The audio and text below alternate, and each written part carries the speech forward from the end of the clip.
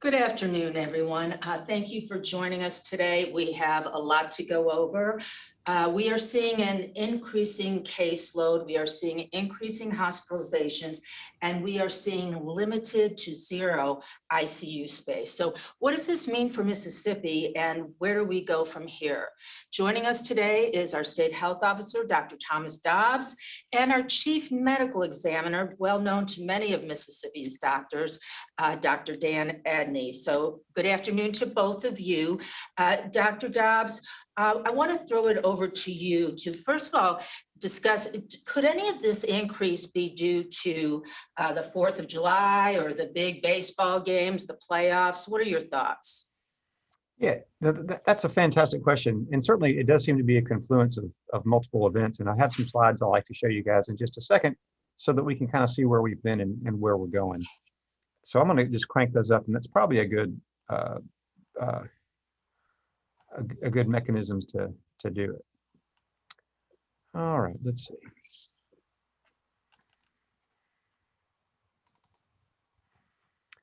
So if we just take a look and see kind of where we are, if you look at the number of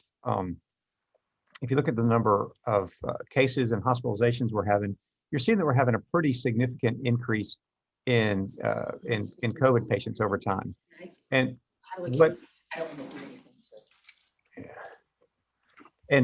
what we've seen is, when we went through the spring through May and going into June, we were doing reasonably well. But at that time, we were also really seeing primarily the Alpha variant or the UK variant.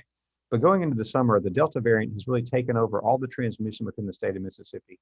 We have multiple factors. If we think about the Delta variant coming through, and it's being far more contagious even than the Alpha variant, combined with the increased activities through the summer, including the 4th of July and other sort of social activities, especially among youth. And then if we add on that our low vaccination rate and a high percentage of people, especially in younger age groups, who are not immune to COVID from natural infection or from vaccination, it really is kind of a perfect storm for an explosion in cases. I will go ahead and share my slides again. One of our biggest challenges right now is that we're seeing an increasing utilization of our hospital space. Our number of cases is increasing rapidly. Our ICU utilization is starting to rise to levels not seen since last summer. And we're also seeing increased utilization of our mechanical ventilators. You can see that over the past month or so, you can see a sort of a snapshot of how much more intense it's been with the onset of the Delta variant. And we are going to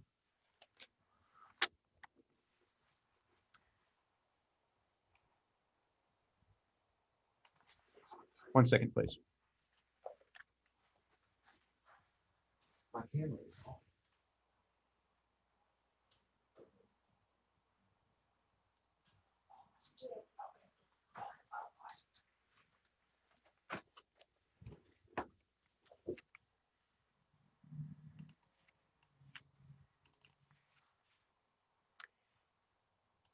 And if we look at the age groups, you can see here over time, you can see if we look at what's been happening over the summer, we see a pretty massive increase in the number of cases by age group, which is highly variable. And these are things that we'll share with you guys after the press conference. One of the most important things to say is the vast majority of our cases, our hospitalizations, and our deaths are in the unvaccinated. 93% of our cases over the past month are unvaccinated. 89% of our deaths in the past month are unvaccinated. And if we do a little bit deeper dive, it's important to note that of the deaths that are reported to us, all of the deaths in vaccinated individuals are 65 and older. That's one of the reasons why we've been very focused on trying to do additional protections for those who are 65 and older, understanding that even though the vaccine is highly effective and very safe, that they are somewhat at high risk, especially those who have chronic underlying medical conditions. For that reason, we also are advocating for people who have immunocompromising conditions, such as cancer treatment or lupus or other things like that, to talk to the doctors and see, do they need to be evaluated for a booster dose? There is increasing data out there that shows that certain sets of the population, not everyone, and not even necessarily age-related, but people who have underlying medical issues, such as if you're on immunosuppressive drugs, if you're on cancer treatment, or if you're a transplant patient, that there may be some value in talking to your physician and seeing if a booster dose is an appropriate course of action. Y'all, we're going to have a rough few weeks. Delta is hitting us very strongly. We anticipate that we're going to continue to put additional pressure on the healthcare system. Currently, there are 13 hospitals in the state of Mississippi that have 0 ICU beds, and a significantly higher number than that have less than 10% availability.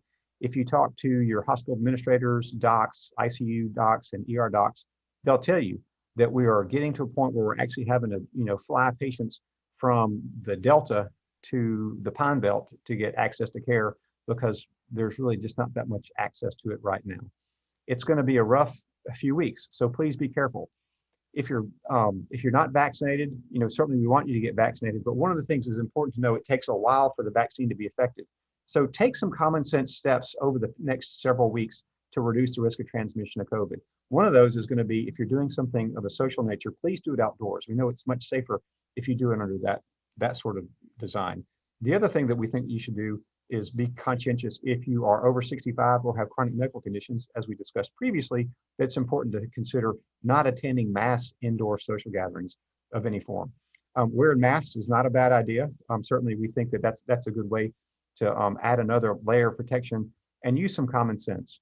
If you're older or if you have chronic medical conditions, it's worth considering if the people who are coming to visit you, if they're kids or younger, have they been vaccinated, and could they be carrying COVID? Because we don't want people, especially those who are most vulnerable, to be exposed and look at have an unnecessary adverse event, hospitalization, or death.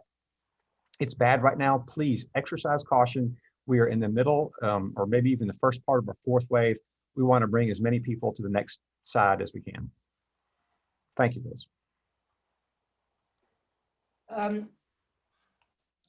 Dr. Dobbs, thank you for that. I just want to let everybody know we are having some technical difficulties getting your camera turned on, and we're working on that. And what we will do is I invite any reporters to, Marvin, do we look like we're getting close? Okay, I think we're getting close to having Dr. Dobbs on, but I invite any reporters to ask anything about what Dr. Dobbs said. Feel free, so that you can get him on camera. Hopefully by the time our Dr. Dan Edney is done, we'll have Dr. Dobbs up. So Dr. Edney, can you talk, first of all, a lot of reporters, a lot of the reporters, and Dr. Edney has done a lot of work statewide, and he's well known by providers. And he is actually doing some very important things with providers right now. But first, I want you, from your personal experience as a physician in Vicksburg, to talk about what it's like when a hospital is overwhelmed. You've dealt with it. I think it'd be good for us to understand that and for the public to understand that. Could you talk just a little bit about that? Sure, and thank you, Liz, and thank you, Dr. Dobbs. Pleasure to be with y'all today. As I think back over the last year, some of the most difficult days I've had in the practice of medicine have been in the midst of getting through late November, December, and January earlier this year. Those are, we called, and many times in our practices, we call those the killing times, because that's when we were just seeing just the virus attacking families wholesale, related to Thanksgiving and Christmas holidays and family gatherings. I specifically remember one day I had 2 patients who were very close to needing the ventilator that we were trying to transport to the hospital, and they each were in the back of their own ambulance, and they had to stay in the back of the ambulance 5 hours at the hospital waiting for the ability just to get into the emergency department. And then once individuals were in the emergency department, it would be days before they could get a hospital room. And of course, during that time, families were not allowed in. There were no ICU beds. We were not just transporting patients around the state, we were transporting patients from Mississippi to Texas, Mississippi to Florida, to try to get ICU beds. And most of the public don't really understand how close we came in that second week of January to the healthcare system just breaking from the stress that we were under. Thankfully, vaccines arrived in terms of enough vaccine to start vaccinating those who are most at risk, those over 75. And as soon as we started deploying vaccine to the general public, the numbers started to calm down and the stress started to be relieved off of our healthcare systems. And it was not just the healthcare systems that were under stress, it were the families of the loved ones who were in the hospitals alone. Those who were stressed at home that normally we would have had in the intensive care unit, we're having to treat them at home because there were no beds. The stress of doctors and nurses all over the state on the front lines, other healthcare workers going through all this, and then the stress of our families who were worried about us on the front lines. And of course, we were worried about taking COVID home as well. Thankfully, we were vaccinated by that point.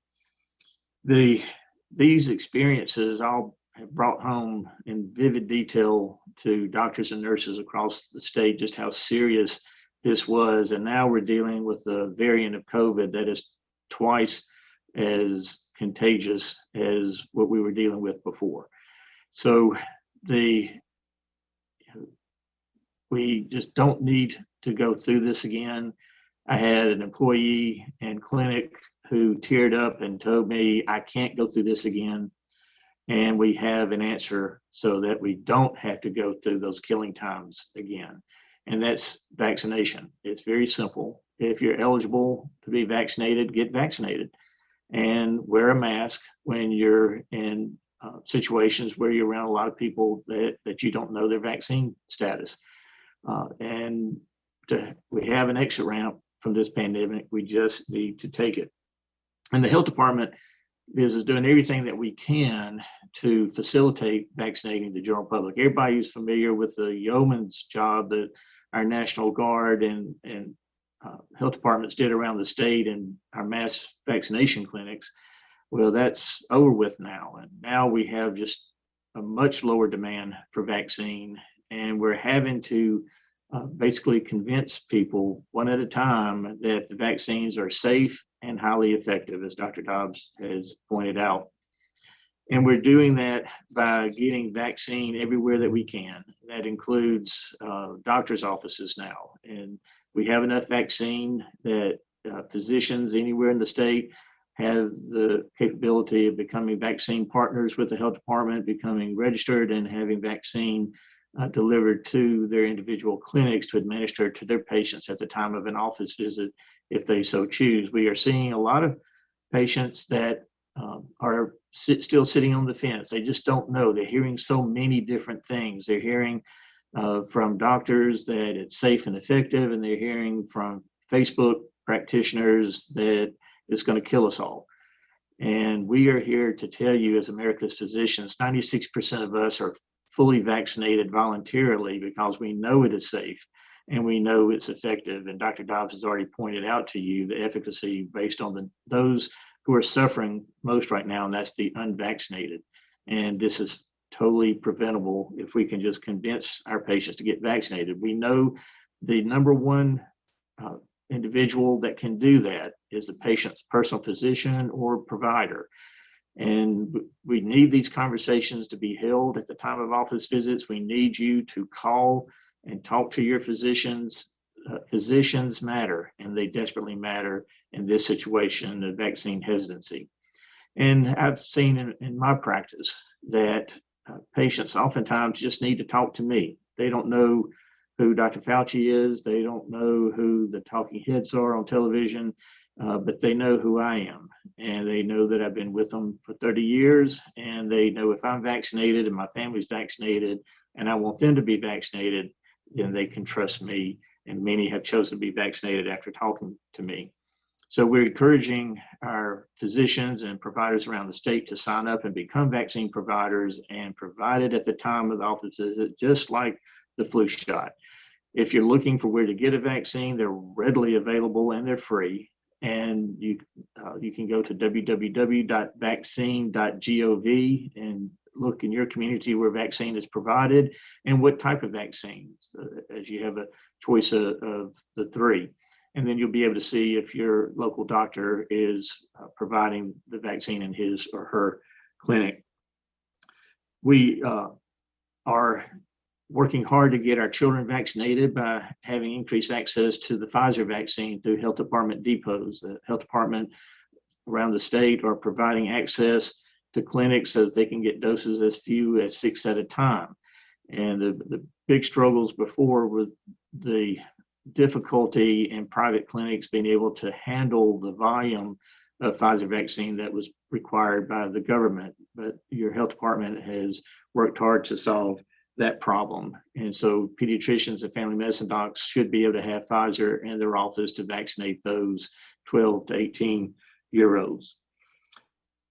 And we are asking our providers, our physicians around the state to consider our Adopt a School program, where you will help volunteer to get our school-age children whose parents are willing and wanting the vaccine for their children to facilitate vaccination of our school-age children. We know that vaccinating our children will make school much more safe and more normal. If we want this fall to be more normal, the route is through vaccination. And we at the health department have been working tirelessly to provide vaccine in every way that we can. If you have questions, you can look at our website regarding the Adopt a School program and the CCVP part of our website for providers who are familiar with that. Or you can call me directly, contact me directly, or you can call the health department 601-576-7751. Thank you, Liz. Thank you, Dr. Edney. Thank you so much for your insight. I don't know if you said this, but the important thing, if the media could help us try to enlist providers, because as Dr. Edney said, and we know this from surveys, people trust their doctors the most, and they can be a big help. And also, you can order as little as 6 vials or as many as you want. We've cut down the number that you can order. So if you only have a few patients that you want to vaccinate at this time, we can accommodate that. So please seriously think about signing up as a provider and also adopting a school. So we will go to the questions. And Scott Simmons, I noticed you said, can we see Dr. Dobbs? We can see him finally.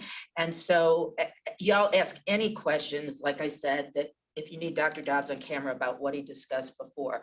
Okay, so Rachel Rubin with Politico. Hi, Rachel.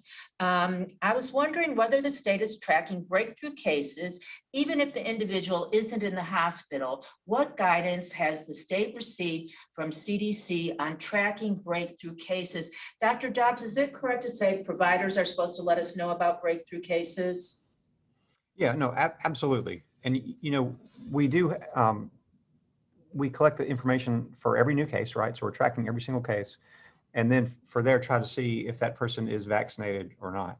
Additionally, if someone is a breakthrough case, we are requesting that those samples be sent to the state public health lab so that we can do sequencing to identify if it's a variant or what type of variant it might be.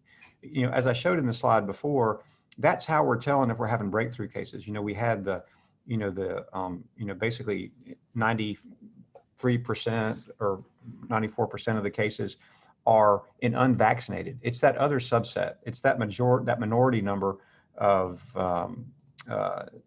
93% of folks are unvaccinated, and it's that 7% that are vaccinated that are considered our breakthrough cases. Okay, thank you. Nick Juden is asking, can you go into more detail about the increased infectivity of the Delta variant? Can you, for example, give us an example of a passing encounter that would not have spread the wild type COVID or even the Alpha variant, but that could result in a Delta infection?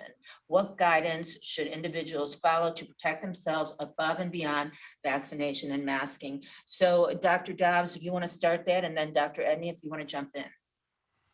Yeah, so we know the Delta variant is far more contagious than previous.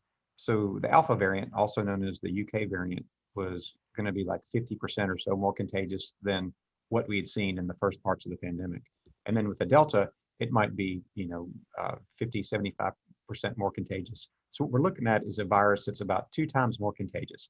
So what does that mean? It's you can't say how much of an exposure it would take to get infected, but you just got to understand that your risk is doubled. It's like rolling the dice, right? And since it's that more contagious, since the way that its mutations are designed, it's that much more sticky, trying to bind onto the entry sites of your body. that you're more likely to get sick with it. So, it's just going to take less exposure, less time, and more opportunity for sort of super spreader events. The other thing that's important to know, and it's part of the challenge, is based on studies, it looks like the immunity from natural infection is not really that great against the Delta variant. Fortunately, the vaccine looks pretty robust. There's a mild diminution in effectiveness for Delta, but for natural infection, the natural immunity that you got from an old COVID infection is not really that great against the Delta. Dr. Edney, do you have anything to add? No, it just as a clinician, it's very concerning that we've watched the stages of these variants develop because it's been transmitting through our population almost at will. And it gives me great concern of what Lambda will be if we don't get our vaccine rates up to, to calm this transmission down. This bloke's getting too smart too fast. Thank you, Dr. Edney. So Keisha, with the Clarion Ledger, with COVID-19 cases back on the rise and hospitalizations becoming an issue again, does MSDH believe things are getting bad enough to warrant recommending that vaccinations be required for all students and staff in both K through 12 and college university settings who are eligible? So Dr. Dobbs, talk a little bit about those guidelines we just put out for schools, I think the week before last. Yeah, so we did release the MSDH state-specific K-12 guidelines that are aligned with the CDC guidelines. We will use that as our guide for other critical components, including case investigation, isolation, quarantine. So it's really important for families to know that vaccinations are safe, they're effective, and for kids, they're really effective. I mean, in the studies previously, it looks like it's almost 100% effective. And if kids are immunized, if they're vaccinated, then they don't have to quarantine based on these guidelines, and they fall outside the recommendation to wear masks in school. Now, as far as mandatory vaccinations, that's not something that we're going to be looking to pursue. There's a lot going on right now. We do recommend it, and we're going to do everything we can to make sure people can make the right decision. It's not seeming really feasible to promote that. Also, typically, even though we don't think that the FDA full approval is going to change it all, and we think that we're getting some information that they may be accelerating that review for good reason, that we would really ever consider any sort of mandate without full FDA approval. Okay, Dr. Edney, do you have anything? No, that's covered well as usual. Okay, and I just want to remind people, Jim Craig couldn't be with us today, but he has worked on testing sites that are available outside our county health departments. And it's very important for students, but like people that take care of groups of people that can't be vaccinated, like teachers or any other school staff or healthcare providers or emergency workers, to make sure that they are not spreading the COVID virus. So if you have any symptoms, even if you have been vaccinated, please take advantage of those testing sites. Let's see. All right, this is Emma Court from Bloomberg News. The CDC has described this as the pandemic of the unvaccinated. Are you seeing any further demographic trends among those who are being hospitalized? Dr. Dobbs, why don't you take that? I know you had the slides up, but why don't you talk a little bit about that because you weren't on camera? Yeah, so it really is in Mississippi also, the vast majority of our new cases are unvaccinated. Let's be very clear, they're unvaccinated. Now, we are seeing some cases among people who are vaccinated, but it is a minority, but obviously it is concerning. I think the thing that's most concerning is if we look at by age group, and we're seeing, if you look at the deaths in the vaccinated folks are 65 and older. And from looking at more individual cases, we are seeing evidence of lack of immune response in the people who have weakened immune systems. I got some notification about dialysis patients that had similar issues. So we really are strongly encouraging folks to talk to their docs about getting a booster dose. We're actually looking at seeing if we can make booster doses available at county health departments for doctors to make that referral. So stay tuned. That's something that's in the works. And then age. And that's one of the reasons why with the age situation, we did make those special recommendations for older folks and people with with chronic medical conditions to take extra precautions during the period of this Delta surge.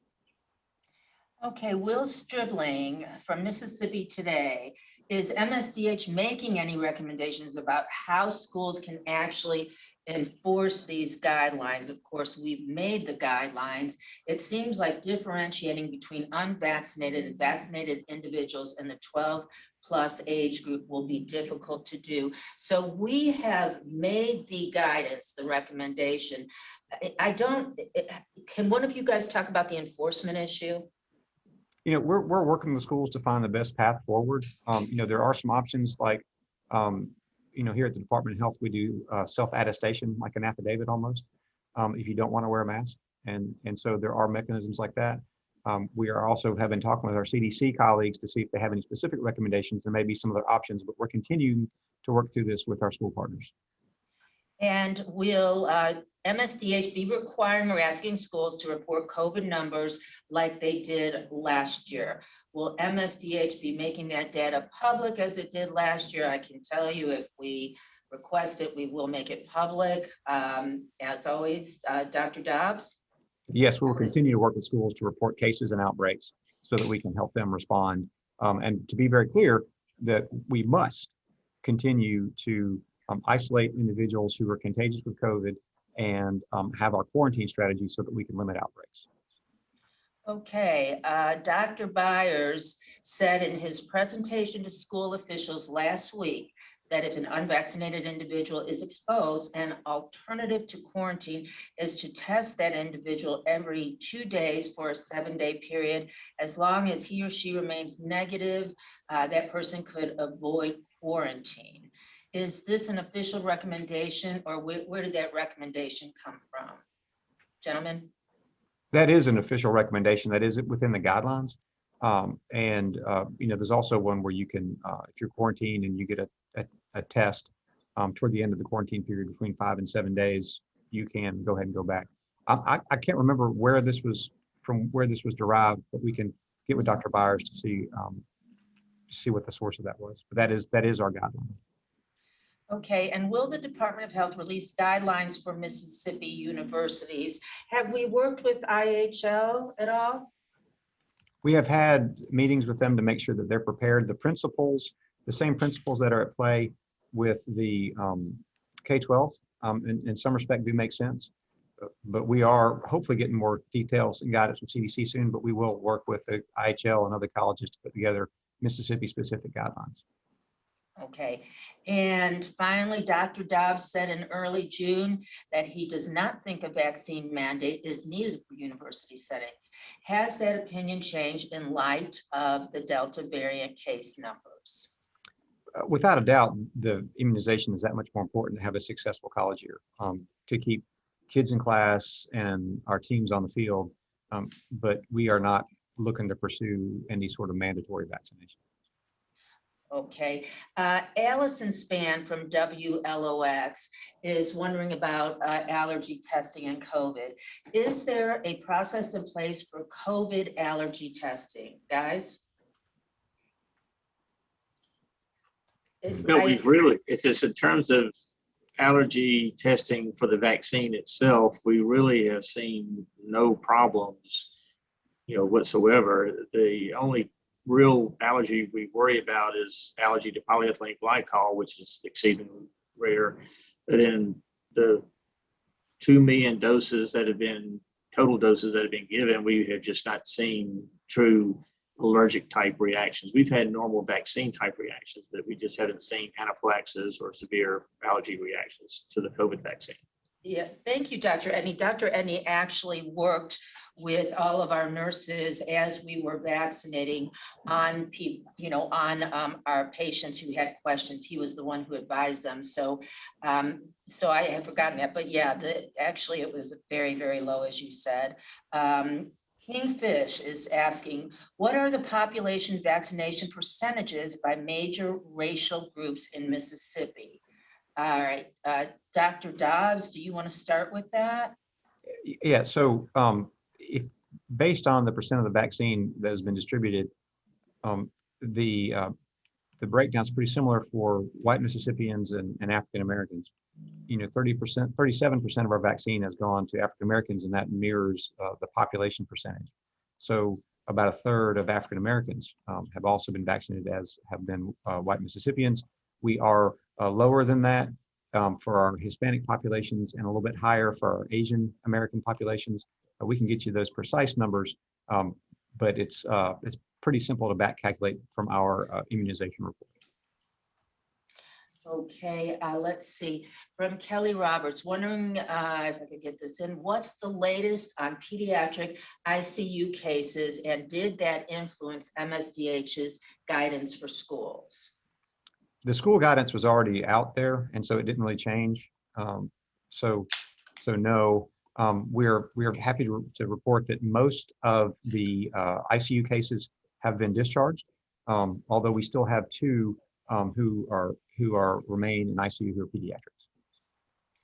Okay, Courtney Ann with WLBT. What potential steps or restrictions are being considered to improve are considered to preserve the integrity of the healthcare system? Dr. Edney, do you want to kind of take that first? Maybe some of your thoughts on what could be done to preserve the healthcare system?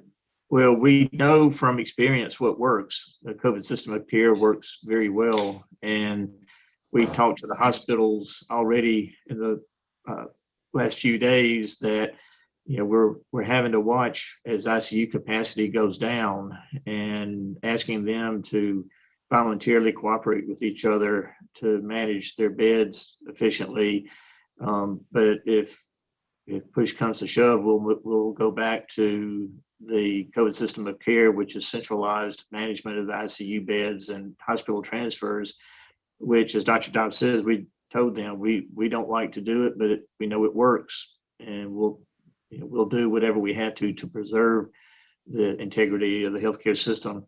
However, with vaccinations in place, I just can't foresee, outside of a catastrophic event that we don't anticipate, getting back to where we were the first week of January, especially if we keep escalating our vaccination numbers. If we can push a little harder, a little faster, then we certainly will protect our healthcare system. But really, it's dangerous to even approach where we were the first week of January. We don't even need to get close to that again. So that we'll be doing everything that we can to protect the integrity of the healthcare system, including COVID units if they have to open back up. Every hospital had COVID wards, and if we have to restrict unvaccinated visitation, hospitals will just have to do what they have to do to protect the healthcare system. But we learned through the worst of times what works, and we'll get through it again if we have to.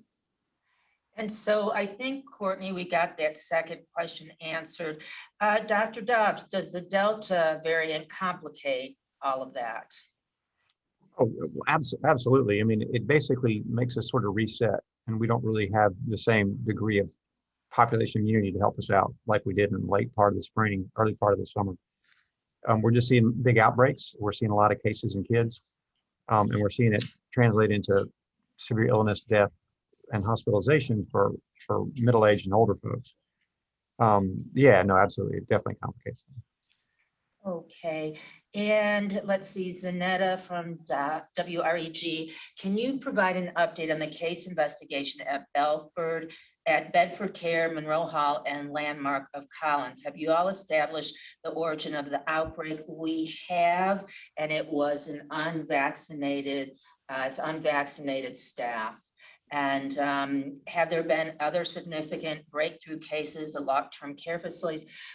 Dr. Dobbs, we were talking this morning about greater than 50 cases, not all at long-term care facilities. Were those Delta variant? Yeah, so we've seen right now, a few weeks ago, we had less than 10 long-term care and residential facility outbreaks. Right now, we're looking at over 50. Again, something we anticipated and we knew was coming. And so we've seen a lot of investigations that have been going through there. Everything we're seeing now, based on our surveillance, is going to be Delta, the vast majority of it. So pretty much all the cases we're seeing right now are Delta variant. Okay, and Dr. Edney, I'm going to start with you on this next one. I want your take on UMC's decision to mandate vaccinations for all employees once the EUA is lifted. UMC tells us they will be double checking the vaccination status of employees by using MSDH data, and that is available. Is this something additional healthcare facilities and even other businesses should pursue? And will MSDH assist in these endeavors? Dr. Edna, give me your take first as a clinician. Sure, and I'm speaking as an individual Mississippi doctor. I'll let Dr. Dobbs speak for the agency, but it's my opinion that physicians and other healthcare workers who are providing direct patient care have an ethical responsibility to protect our patients at all costs. And for me, that includes protecting them against me giving them COVID, or protect them from me getting COVID in one healthcare setting and taking it to another, which we saw a lot back in the fall when people were working in different environments.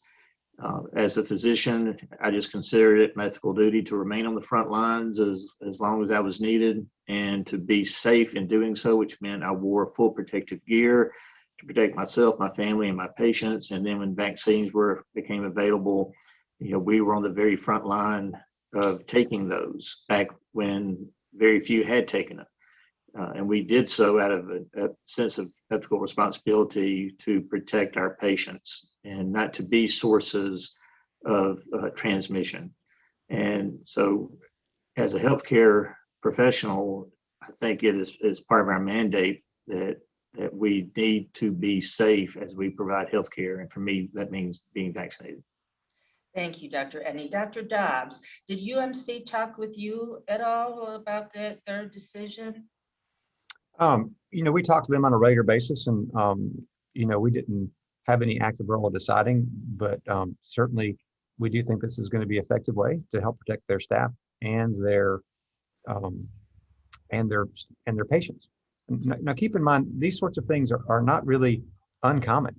These sorts of activities are already pretty routine for infectious diseases such as hepatitis B, or for measles, or for influenza, tuberculosis, those sorts of things. So this fits well into the long-standing infection control practices that are really of paramount importance for healthcare settings. The other thing is, we do know that court rulings have sort of validated that entities can do mandates, and I do think that UMC did a pretty good job of striking a balance, between doing everything they can to protect folks through immunizations and infection control practice.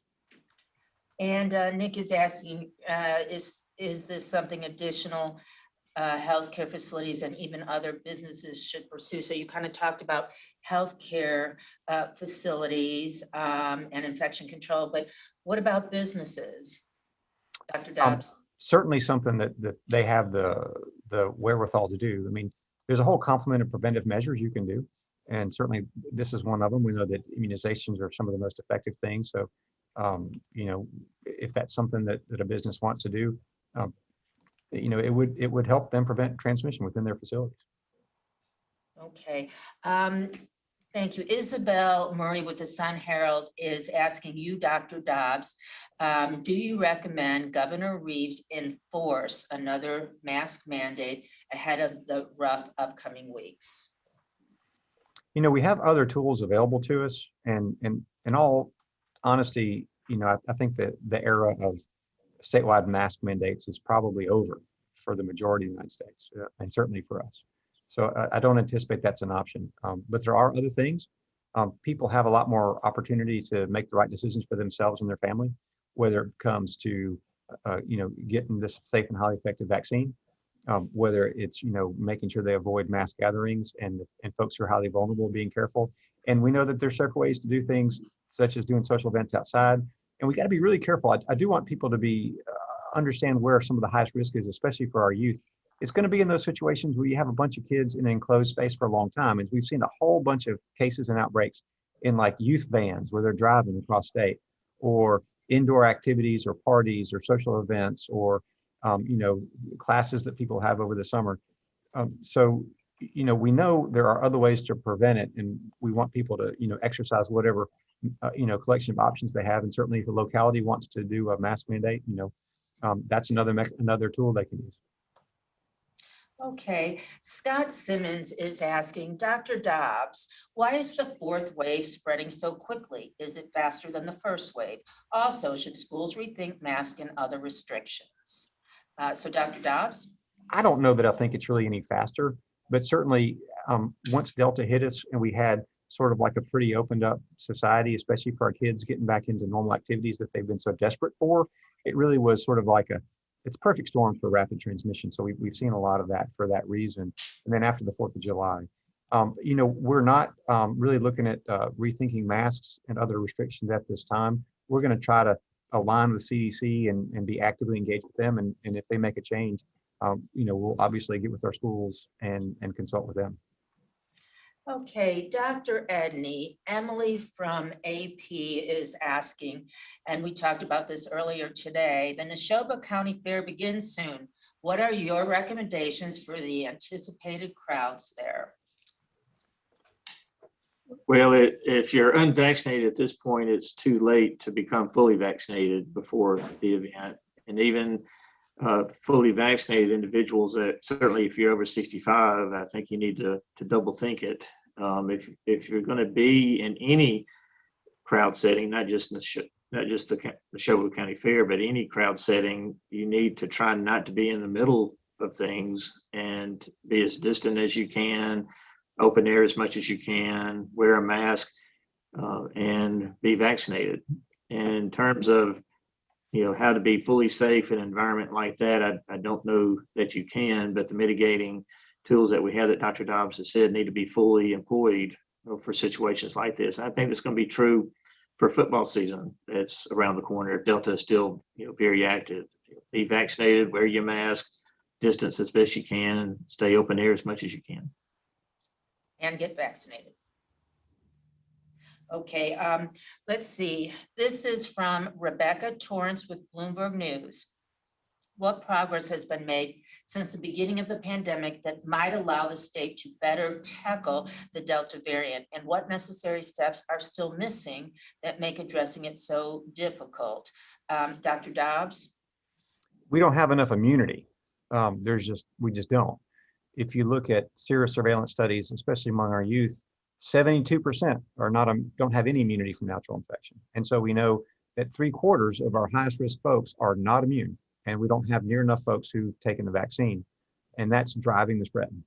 It just is. That's basically the first 3 answers that we need to have. I mean, are we doing the other things? I mean, testing is pretty widely available. That's not the challenge like it was initially. Contact tracing has a limited capacity to really interrupt transmission. It does have a role, but it's that much more difficult when you have such a highly contagious variant. What we've seen with Delta is where normally we might see 2 or 3 transmission cycles within a small group or family, and now we're finding extensive webs. We find a case and we can link it to multiple families over multiple exposures because it's that much more contagious, and it's a lot easier to sort of track it down in these massive outbreaks. It's a different animal, but our answer is to be immune, and we are just not anywhere near enough immunity to prevent ongoing outbreaks. Courtney Ann Jackson from WLBT is asking, is there anything that could change guidance for resuming in-person school in a couple of weeks? I don't know that there really is. We learned a lot last year with COVID, and we know how very important it is to keep kids in school. So I think if we really want to work closely with the school districts to make sure that they can do those things to keep kids safe, we do have a different set of strategies, including, we do want kids to take the opportunity with their parents to get vaccinated. Keep in mind, it's very, very safe. Haven't seen really much bad for anybody from the vaccine. We've given over 1 million folks immunizations and have not been able to verify a single death from the COVID vaccine in the state of Mississippi, whereas we've seen almost 8,000 deaths from COVID, right? So look at that. And if we look at some people are worried about myocarditis, which is not unfounded, but the risk is extremely low. We've had 3 cases who've been, honestly very mild and have recovered quickly. And you're much more likely to get myocarditis from COVID than from the COVID vaccine. And the thing that we've said before, and I really do think it's true, especially now that we're going through Delta, is that you're either going to get the vaccine or COVID. And we know that COVID kills you, and COVID causes a lot of issues and chronic problems. So definitely the best way to go forward. We're also going to offer school districts to take advantage of weekly surveillance testing for kids who are not immunized, so that we can more quickly respond. So we actually have more tools in our tool chest than before. And we also have a vast understanding of what can be done safely in schools, because we, like a lot of other states in the South, opened up for a lot of in-person stuff last year. We have an extensive experience in that. Okay, Sarah with the Clarion Ledger is asking, what is the updated number of Mississippi children who are in an ICU with a COVID infection? And you just gave that, Thomas, right? Was it 2?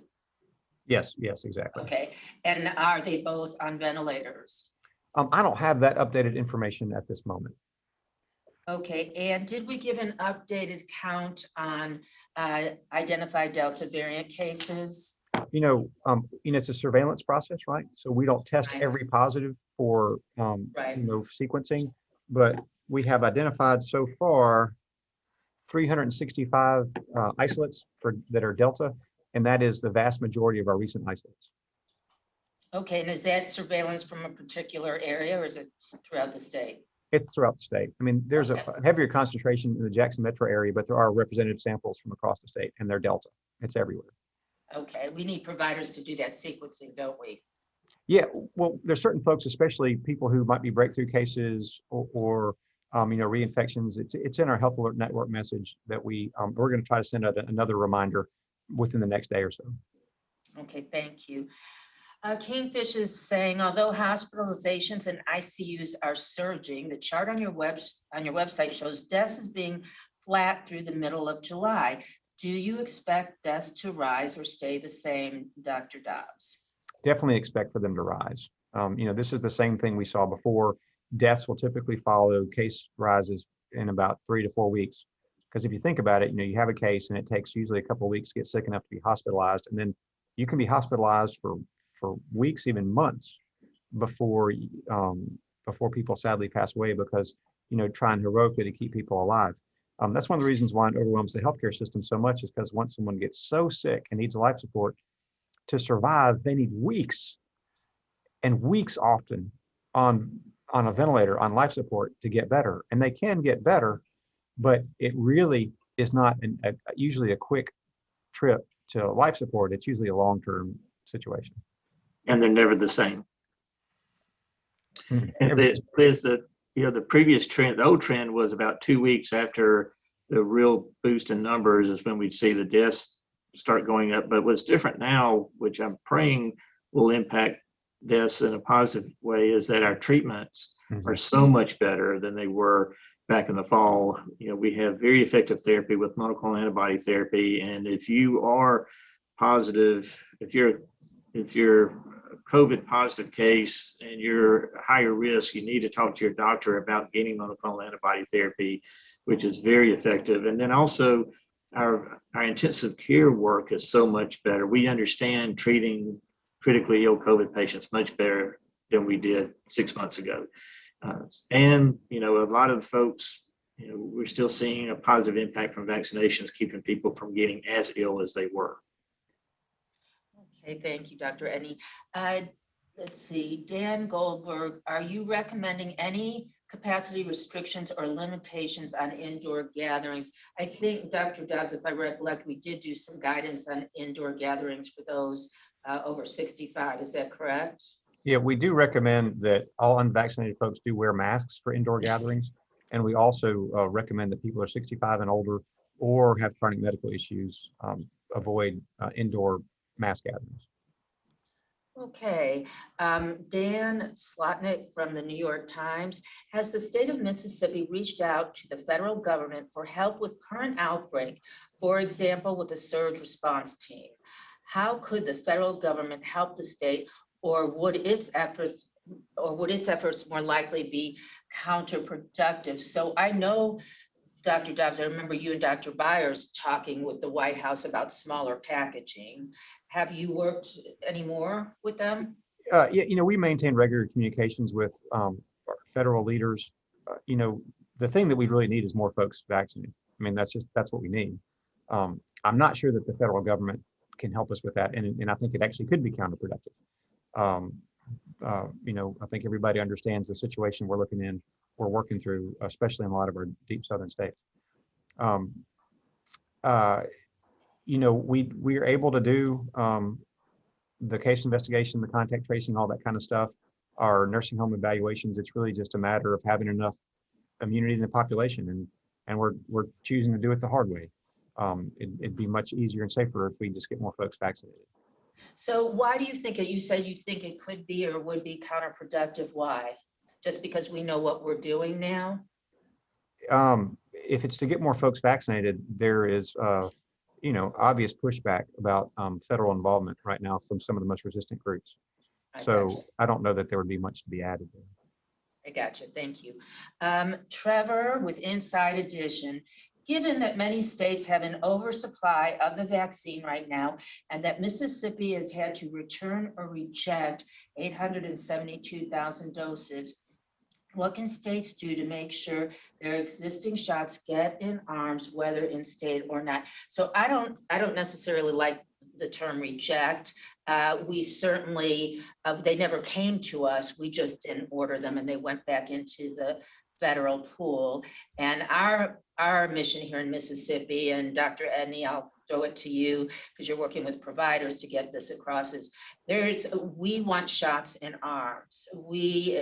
The waste is not the issue. We have plenty of vaccines. So we want shots in arms. And I think, Dr. Edney, why don't you talk about that a little bit?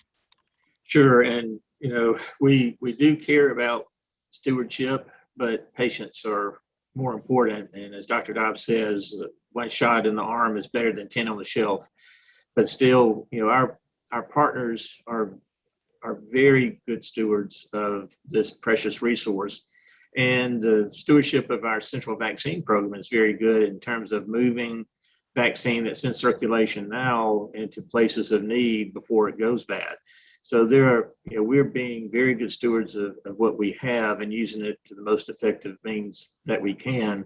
But what's most important is having vaccine available at the point of care where patients and their families are, where we have the ability to contact and communicate with them and work on vaccine hesitancy, and then vaccinate immediately should they choose to receive it.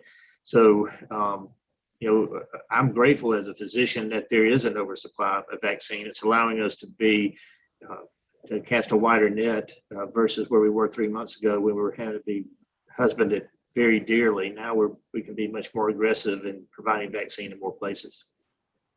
Thank you, Dr. Edney. Jackie with Fox 13 in Memphis, can you talk more about how you, Dr. Dobbs, are considering this current spike in cases the fourth wave? Yeah, well, if look at the deaths curve, right? Our first wave was in the spring when we had a whole bunch of deaths, and our testing just was not capable of picking up all the tests, all the new cases. And then we had another wave where we did pick them all up with tests in the summer, and then we had this other wave in the winter. There was a disconnect between tests and deaths that was due not to cases, but it was due to lack of testing capability. And so, yes, this is our fourth wave.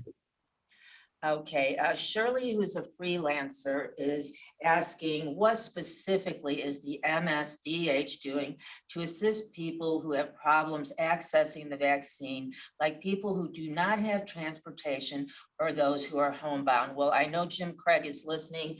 A big effort has been out there, Shirley, for many weeks now, where we do pop-up sites, we have testing sites, and we publicize them a great deal in those rural areas and in those vaccine deserts.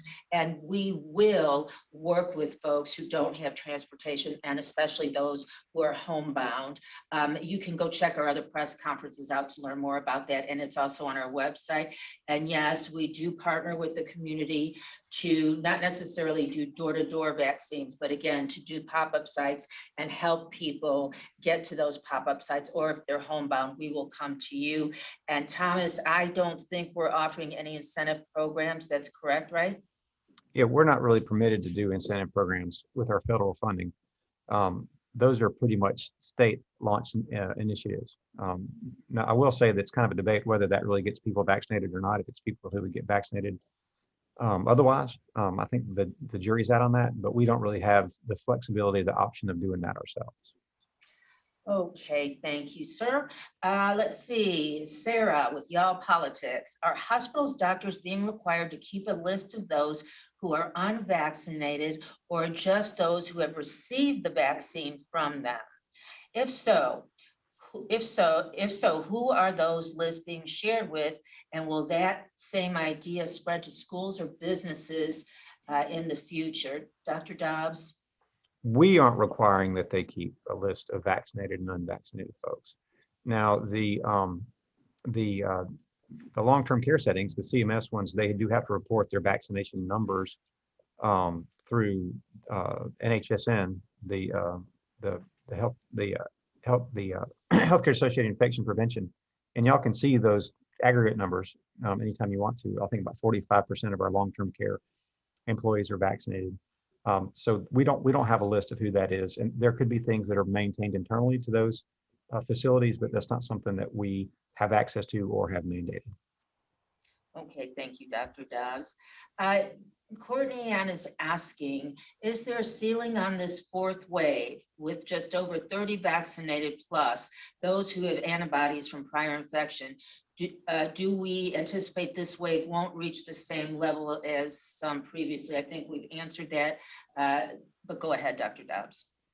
I don't know that we don't know it's not going to reach that sort of level. I mean, if we look, we've already had these 3 waves. We know that natural infection doesn't give you complete immunity from the Delta variant. And if you do some simple calculations, and if you assumed that all cases were immune and you looked at the number of people vaccinated, you can see that really we're only looking at about 55, maybe 60% of folks who are immune. We have a large population, especially younger folks who would not be immune. So we're going to see a lot more cases going in the next few weeks. A lot of it depends on our behavior, not underlying immunity. Yeah, because with the first wave, we didn't have the vaccine available, correct? Mm-hmm. So now we do. So it would be very sad if we got to that state again. Nick is asking, what percentage of severely ill COVID patients got monoclonal antibodies in time? What else can MSDH do to increase that number? Dr. Ennie, explain what these antibodies are. We have information on our website and certain people qualify. Can you talk a little bit about that? And I don't know if you know the percentage of severely ill COVID patients who got the antibodies in time. Sure. Monoclonal antibody therapy is used in various other areas of medicine, but these are artificially produced antibodies that are directed specifically going after the COVID virus itself. And so for an individual who has zero immunity, whose immune system has never seen the virus, they may not, if they're infected and have severe illness, they may not survive long enough to mount an immune response. And so by giving the artificial antibodies early in their course of therapy, then we're providing them a chance to combat the viral infection while their normal immune system sees the virus and starts responding to it. And it's just a very elegant way to treat those who are mild to moderately ill in the early stage of their illness, who have high risk factors for going on to have severe life-threatening disease. And it's 75 to 89% effective in reducing hospitalizations. So, and the health department has a very strong push educating both physicians and the public, where the message is, if you're positive for COVID, talk to your doctor about antibodies, and physicians decide when it's appropriate or not. We even have a tool on our website for physicians and providers that they can go and determine if someone is eligible and in need of antibody therapy, and where they can refer the patient to receive it, because it's not available just anywhere, but it is much more widely available than it has been thus far, and we're promoting it every way we can, including the health alert notice that's Dr. Dobbs is mentioning. This, that will be part of that as well, to educate our physicians about using it, which ones are available now, which ones are approved now, and we try to keep our physicians up to date on which ones are effective, since different variants are becoming resistant to the previous antibody therapy. We're having to stay ahead, and we work hard to keep our physicians updated on that. Okay, so Courtney is asking a question I've been expecting. Dr. Dobbs, your comment from last Friday's Misma chat, the anti-science Nazis on social media try to find anything to make an excuse, right? We've been dealing with a lot of misinformation, folks, which is why we have turned off our Facebook response, because we're not going to perpetuate misinformation. One state representative sharing the video calling for your resignation. What's your response, Dr. Dobbs? I want to say something first. Nobody in this state has worked harder than Thomas Dobbs, and there does get to a level of frustration that all of us feel as we're trying to get people vaccinated, and we see increasing numbers. And I wish that state representative, instead of focusing on Dr. Dobbs, would talk to his constituents about getting the vaccine. Dr. Dobbs, do you have anything to add? Yeah, first off, I just want to apologize for kind of getting away from a sense of calm decorum, but I'm frustrated. I'm mad. I'm upset. I'm depressed, because we're going to watch people needlessly die over the next month or two for no good reason. There is a mountain of lies and disinformation that is being promulgated by a relatively small number of misinformed, disillusioned people, and it's leading folks astray. It's very difficult to watch. It's upsetting to see this perpetual nonsense go unchallenged. And I'm here to fight for Mississippi. I'm here to fight for everybody. I know it's kind of difficult right now, and I know there's a lot of hard opinions. And sometimes there's more than one response. I mean, getting vaccinated is our way out of this. This is our mechanism to not have to go through this, without a doubt. But, if you're not vaccinated, now's the time to take extra precautions. Take choices for yourself, protect your loved ones, protect your elderly folks, protect your family members who have chronic medical conditions. Do things outdoors, do some common sense things. COVID's killing folks.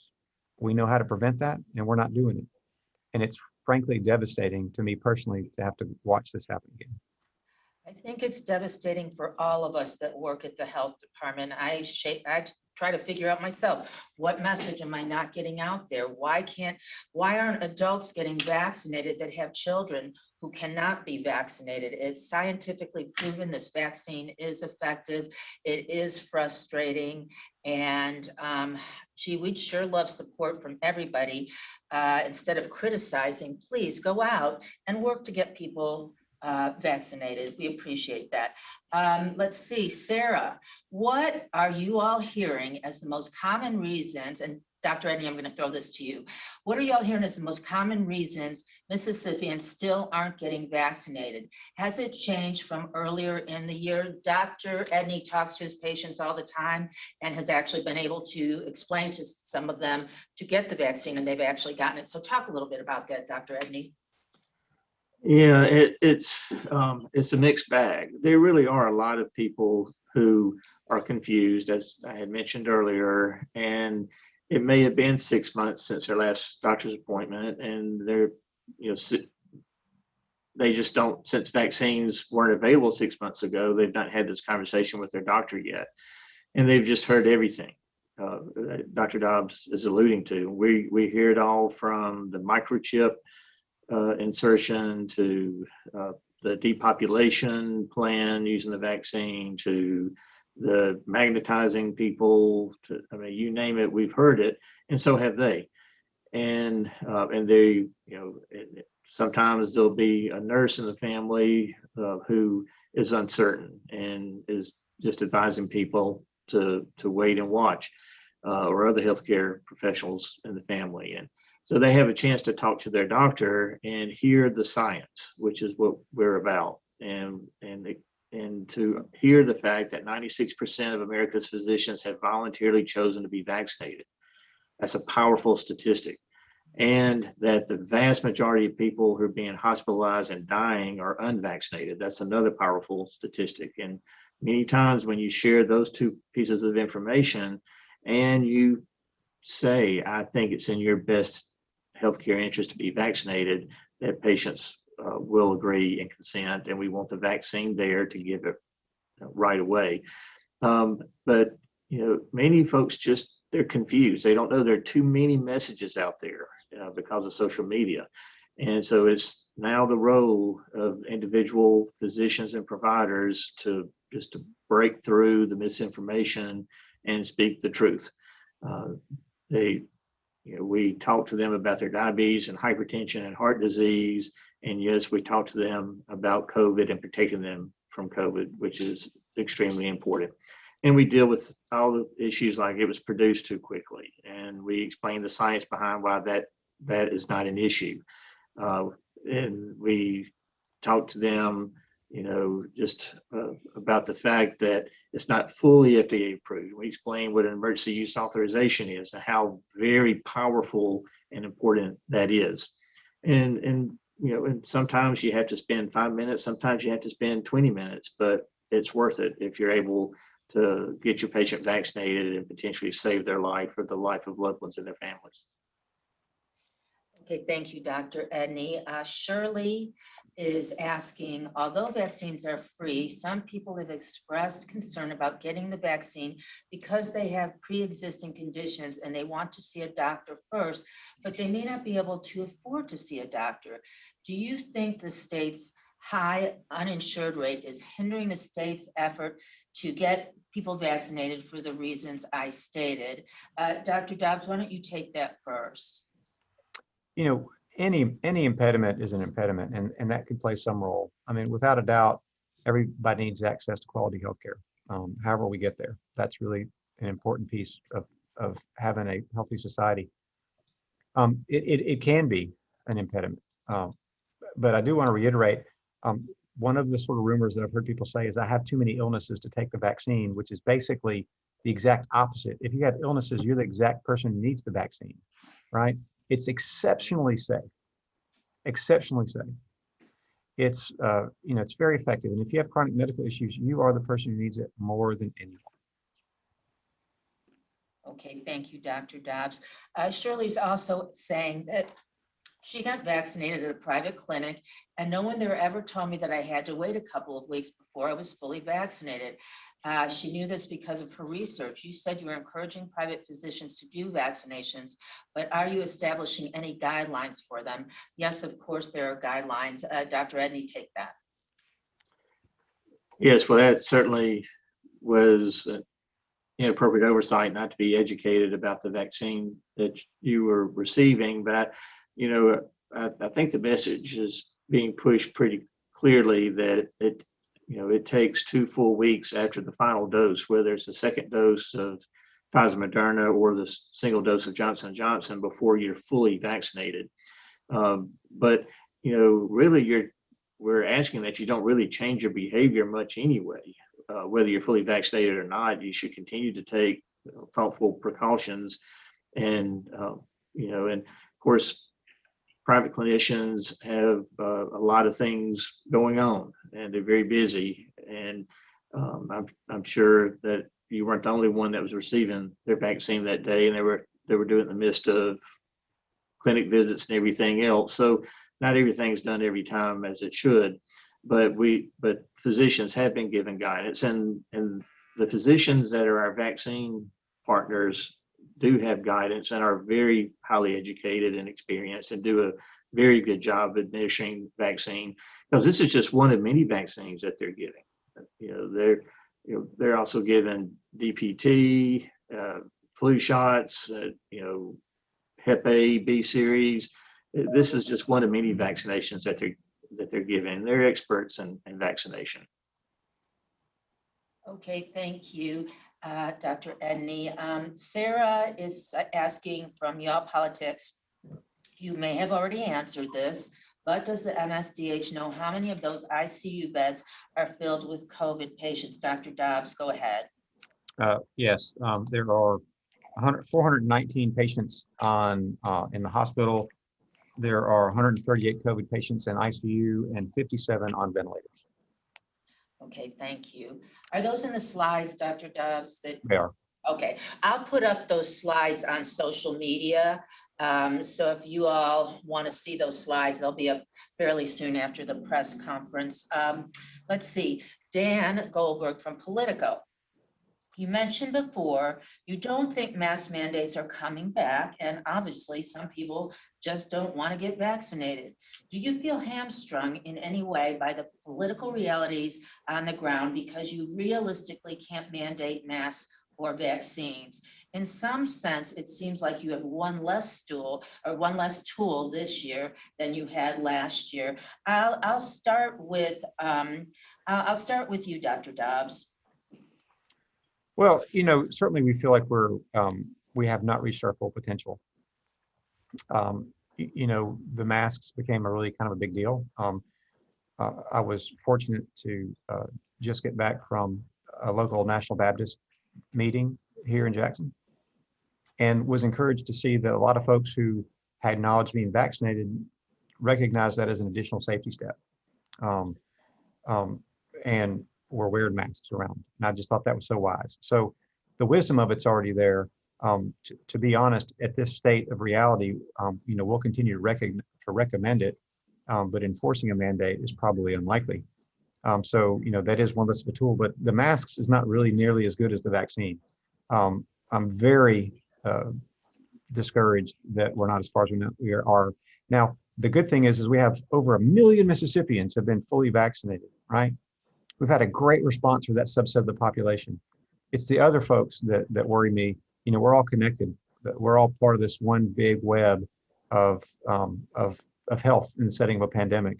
And where one of us involved, the other one is going to be linked.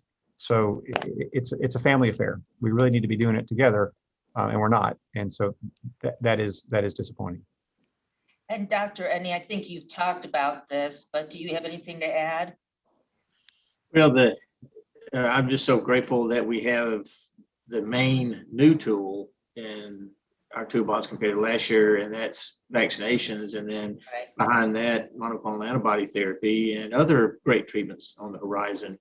But we just need to put the pandemic out, and the way to do that is to vaccinate our way out of this mess. And we can do it. We can do it together as Mississippians. And it's truly not a political issue, it's a scientific issue. Would you both agree? Oh, absolutely. Yeah, the COVID don't vote. Okay, thank you. Let's see, Nick is asking, what do you think the crossover is between people who are still not vaccinated and people who would obey a mask mandate or a gathering restriction? So Thomas, do you want to take that? Well, it's hard to speculate. I mean, everybody has their own sort of reasons for different things. Certainly, I have seen a lot of folks who are unvaccinated and wearing masks, and so they recognize it. Some of that, it depends, I think, why your reason is. If you're just absolutely defiant to everything, then yeah, that probably goes hand in hand. If you've maybe seen a bit of information that made you fearful of the vaccine and haven't gotten enough information to understand how truly safe and effective it is, those folks may not be vaccinated but wearing a mask. So there'll be a lot of variability. I think it'll cross the spectrum. Okay, Dr. Edney, anything to add? Yeah, some of it is complacency. A lot of individuals have made it very well thus far, and it has not impacted their families directly.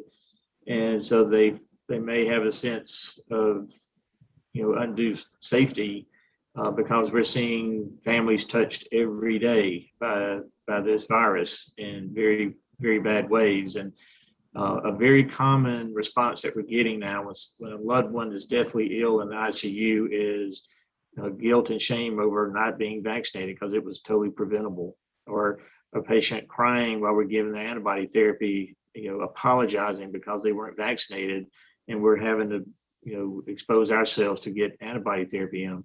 And it's just a lot of people have been lulled into a false sense of security just because it hadn't hit them yet. But Dr. Dobbs is right. It's either get vaccinated or get COVID. One way or the other, it's coming. Thank you. In closing, I'd like each of you to pick one statistic, one startling statistic to impress upon people. We've had some good statistics out there. Dr. Dobbs, I'll start with you. What statistic or what two statistics do you want people, your reporters, to leave with today? 13 ICUs with no beds, right? And we're still early in the Delta surge. It's going to hurt everyone for every disease process, right? It's not just if you have COVID, if you can't get an ICU, it's if you have a heart attack or if you have a stroke, or if you're pregnant and you need some emergency care. It's going to affect everyone. We have once again threatened the healthcare system with an explosion of COVID, and we've got a little ways to go. It's going to be difficult again. Thank you, Dr. Dobbs. Dr. Edney, I think I can guess what yours is, but go ahead. All right, so Liz, this is number 3, third time. 96% of America's physicians are voluntarily fully vaccinated. Speaking to the safety of the vaccine, it is safe, effective, free, and widely available. So please get your COVID shot. Okay, you guys were great. Thank you, Dr. Edney, and thank you, Dr. Dobbs. And thank you to all of you for joining us and asking all your questions. We appreciate your help very much for getting out scientific information. On behalf of Dr. Thomas Dobbs and Dr. Dan Edney, I'm Liz Charlotte, wishing you a good afternoon.